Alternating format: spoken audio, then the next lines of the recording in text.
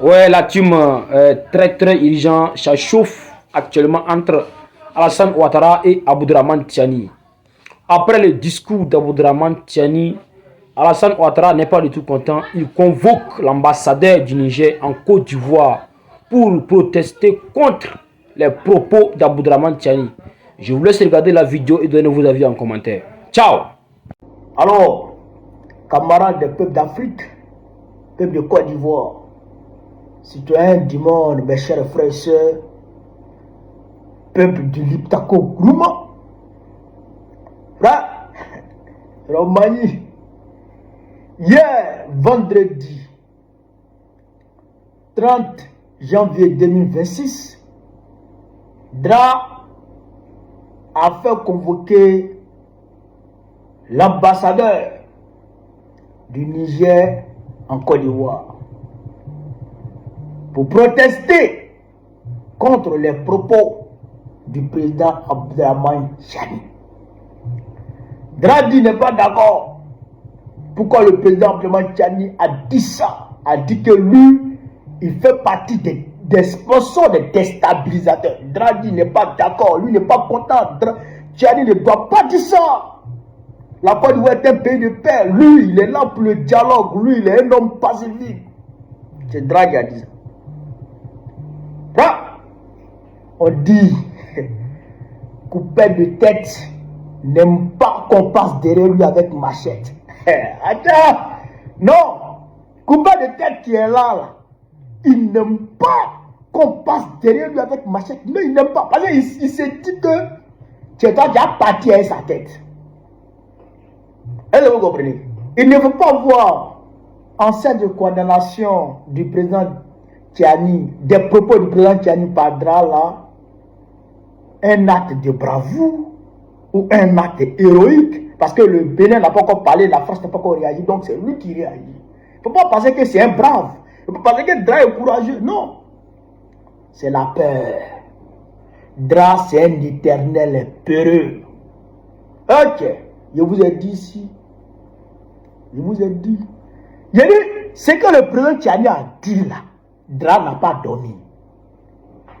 Il n'a pas pu dormir parce qu'il s'est dit que ce que le président Tiani a dit là, le gars il va réagir. Donc pour lui, des gens ont quitté derrière le Niger, sont en train de faire un mouvement vers Abidjan. Ah, il ne dort pas. Il a commencé à trembler. Hein? L'ambassadeur là, ils sont allés la chercher à la maison. C'est-à-dire qu'ils n'ont pas attendu qu'elle arrive à l'ambassade pour lui notifier la convocation. Non. Ils sont allés la chercher chez la maison. Putain, Nialé Kaba, Madame la ministre des Affaires étrangères de la Côte d'Ivoire, et son suiveur, Dosso Lelon, qui est chargé des Ivoiriens de l'extérieur, n'ont pas dormi. DRA ne les a pas laissés dormir. Tellement qu'il leur a mis la pression. Il faut qu'ils parlent à Tiani. Il faut qu'ils arrivent à parler à Tiani. Parce que c'est pas bon. Il faut que Tiani se calme. Lui, il n'a rien à voir dedans. Lui, il est un homme de paix. Lui, un vieux comme ça. Lui, il va aller chez quoi dans tout ça là. Oh, ta vie. On te connaît. On sait que c'est toi. Est-ce que vous comprenez ça? DRA, c'est un peureux. DRA, c'est un peureux. Il est peureux, il est vieux. Mais il ne fait pas bonne chose. En 2002, 19 septembre 2002, alors que lui-même, il a orchestré, il a organisé avec la France et Blaise Compaoré l'attaque de la Côte d'Ivoire le 19 septembre 2002. Frère, quand les rebelles ont été repoussés, quand les rebelles étaient repoussés, les militaires qui sont partis derrière DRA là, eux-mêmes ils étaient découragés. Parce que quand ils sont arrivés chez DRA, de toute façon, eux ils ont vu DRA en train de prendre la clôture. Hein? Eux ils se disent non, ça là, si c'est pas Magouya, c'est singe. Ouais. Dra, jumper la clôture d'une manière, hein? Puis il est tombé là-bas, derrière la clôture, là-bas, sur sa poitrine. Taille. Tiens, il est tombé, on dirait un singe qui est saoulé. Quand il est tombé comme ça, là, s'est levé. Il a plongé dans l'ambassade de l'Allemagne. Plongé dedans. Pip. Quand il a plongé là, quand il l'a mis dedans, où il s'est arrêté, c'est en France. Bah lui, il pensait que le 19 septembre allait marcher. Mais comme le 19 septembre n'a pas marché, il n'a pas pu renverser Gbagbo en même temps. D'ailleurs, il s'est dit que les gens viennent derrière lui pour venir lui prendre. Il a mis dedans. Il a sauté clôture. En 2017, là, 2017, là, quand il a promis 12 millions aux militaires, aux rebelles qu'il a enrôlés dans l'armée de Côte d'Ivoire, il leur a promis 12 millions s'ils menaient la guerre contre le président Gbagbo en 2011. Mais comme c'est un marionnette, il ne paye pas crédit. 2011, en 2017, ils n'avaient pas payé leur argent. Donc, eux, ils se sont révoltés. Ils ont commencé à tirer, à Boaké, à Abidjan. Dra était à Paris. Mais quand il a appris que ça tire à Abidjan, Dra a demandé à Soro Guillaume, mais qu'est-ce qui se passe? Soro Guillaume dit non, c'est les rebelles qui sont en train de tirer, les 8400, à qui tu as promis 12 millions là, 12 millions là, chacun là, c'est eux qui sont en train de tirer. Dra dit non, lui ne vient plus à Abidjan. Dra a abandonné la Côte d'Ivoire. C'est Soro Guillaume. C'est vrai que qui a négocié avec Dra pour dire, président, pardon, il faut venir, il gère la situation. Soro Guillaume a mandaté Ouattao, les juristes là, pour aller à Boaké, pour aller parler avec les militaires, les calmer, apaiser la situation, tout calmer. Puis il a appelé le président, tu vois, tout est calme, il ne faut pas venir, il faut venir. Dra avait laissé la Côte d'Ivoire, il avait abandonné la Côte d'Ivoire. À cause des tirs là, Dra avait abandonné la Côte d'Ivoire. Dra, c'est un gros peureux. Même quand il venait de Paris, il a exigé que Soro Guillaume soit à l'aéroport pour l'accueillir. Et Soro Guillaume est parti à l'aéroport pour l'accueillir. C'est un peureux. Oh, là, ce que le président Tiani a fait, les déclarations que le président Tiani a faites là, si un autre président de l'AES fait les mêmes déclarations, je vous le jure, Dra va quitter Abidjan, il va aller s'installer à Paris. C'est-à-dire que c'est quelques affaires qui restent à Abidjan. Dra va tout ramasser pour mettre dans un sachet bleu, et puis il va aller s'installer à Paris. Il va regarder Abidjan de loin. Est-ce que vous me suivez? Là, les déclarations du président Tiani là, si un autre président de l'AES répète les mêmes déclarations, Dra va abandonner Abidjan. Et puis il va aller s'installer à Paris. C'est moi qui vous parle. Je connais mon gars là. Je connais mon vieux là. Il ne fait pas bonne chose, mais il est peureux. C'est un peureux, c'est pourquoi dès qu'il entend Jean-François Kouassi, tu le prends là, ça peut faire quoi? Tu arrêtes Jean-François Kouassi, ça peut faire quoi? Ziggy, tu l'arrêtes, ça peut faire quoi? Ziggy peut déstabiliser quelqu'un.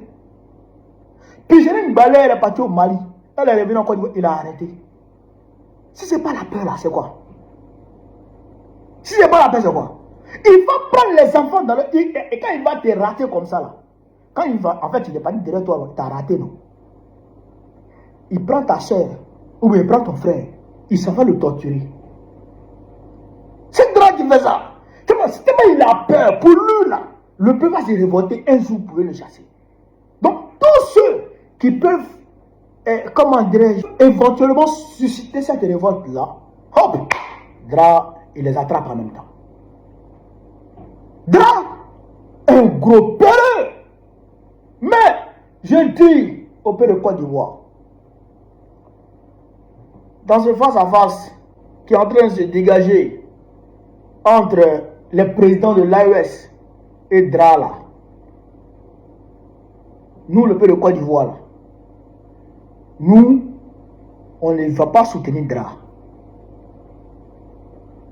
Et si quelque chose arrive à Dra, nous là, aucune compassion de notre part à l'égard de Dra. Nous, on ne sera aucune compassion de notre part à l'égard de Dra. Non. Parce qu'il provoque les gens. Il vient déstabiliser le pays des gens. Les pays de l'AES, les présidents de l'AES, eux aussi là, c'est des enfants des gens. C'est des papas des gens. J'ai dit que c'est des tontons des gens. C'est des êtres humains. Tu ne peux pas toujours tenter de tuer des gens et puis ne pas t'attendre aux conséquences. Eux là, ils ont le droit à l'autodéfense. Ils ont le droit, c'est que la légitime défense là, c'est leur droit aussi. Oui, eux aussi, ils ont le droit à la légitime défense. Voilà. Donc, s'ils se défendent là, c'est leur droit. C'est leur droit le plus absolu. Et dans leur défense, s'ils arrivent à limer Dra, ils se sont défendus. Non, nous, on ne va pas compatir à l'égard des Dra. Jamais de la vie. Ça, il faut que ce soit retenu. Il faut que ce soit retenu. Pour ne pas que les gens aillent dans tous les sens. Non, nous, on ne l'a pas envoyé pour déshabiller le pays de quelqu'un. Nous-mêmes, ils ne nous laissent pas. Ils ne nous laissent pas. Ils nous terrorisent. Ils nous tuent. Il est parti tuer les gens à Nao. Ils ont tiré sur femme enceinte à Nayo. Ils ont massacré les gens à Nayo. Ils ont tué les gens à Nyamayo. Ils ont tué les gens, comment on appelle ça, à Saïwa. Dalwa, Vavois, Abidjan, on n'en parle pas. Non, si il est resté dans ces ouréouérés parce que Macron l'a envoyé pour venir déstabiliser le pays des gens, pays qui ne t'appartient pas, pays qui n'appartient pas à Macron. Macron t'envoie pour venir déstabiliser le pays des gens, détruire le pays des gens, tuer les gens, massacrer les gens, et que ces personnes-là se défendent. Et dans leur défense, ils arrivent à t'allumer. Nous là, si on n'a pas applaudi, en tout cas, tu n'auras aucune compassion de notre part. Ça aussi, c'est une réalité. Ça aussi, c'est une réalité. Parce que nous sommes du côté du panafricanisme. Nous sommes du côté du panafricanisme. Nous sommes des panafricanistes. Oui, nous sommes des souverainistes. Nous nous battons contre la France-Afrique. Nous nous battons contre toute forme de colonialisme, de néocolonialisme. Nous nous battons contre ça. Nous, on n'est pas d'accord avec toi. On n'est pas d'accord avec Dra. On n'est pas d'accord avec Macron. On n'est pas d'accord avec eux. Ça, c'est réel. On n'est pas d'accord avec eux. Macron ne peut pas nous imposer. C'est-à-dire que c'est déshydratant. Macron ne peut pas venir nous imposer. C'est-à-dire que le schéma néocolonialisme qui arrange la France. Pourquoi non, on est là? Pourquoi non, c'est ça? Lui, il est qui? Macron, il est qui? Il est qui? Il est mieux que quelqu'un? Ou bien les Français sont mieux que nous? Les Français sont-ils mieux que les Burkinabés? Les Français sont-ils mieux que les Maliens? Les Français sont-ils mieux que les Nigériens? Et ils sont qui? Et puis ils vont vivre à l'aise. Et ils vont voler ce qui doit nous servir ici. De ressources pour pouvoir vivre dignement. On va venir nous arracher ça. Pour aller leur donner. Pour qu'eux puissent vivre dans un confort. Parce que nous ici, on n'arrive pas à manger. On n'arrive pas à avoir le minimum vital. Pourquoi nous avons ça? Ils ont dit, eux c'est des super hommes. Eux c'est des super hommes et nous on est des sous-hommes. Nous n'acceptons pas ça. Et nous sommes d'accord avec les régimes de l'AES qui ont pris la voie de la rupture totale. Qui se concentrent maintenant sur le peuple. qui travaillent pour le bien-être de leur pays. Nous sommes d'accord avec eux, nous sommes avec eux, nous faisons corps avec eux. C'est ça qui est la vérité. Donc toi qui n'es pas dans cette dynamique-là, tu te mets dans une posture d'hostilité vis-à-vis de nous.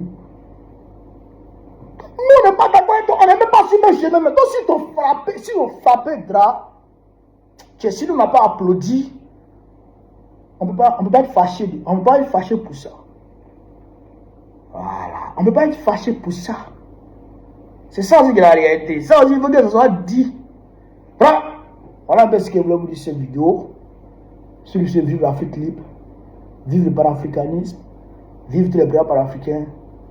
Vive l'AES. Vive l'AES. Vive l'AES. Babo présent pour qu'on voit très prochainement, Inch'Allah. On est ensemble.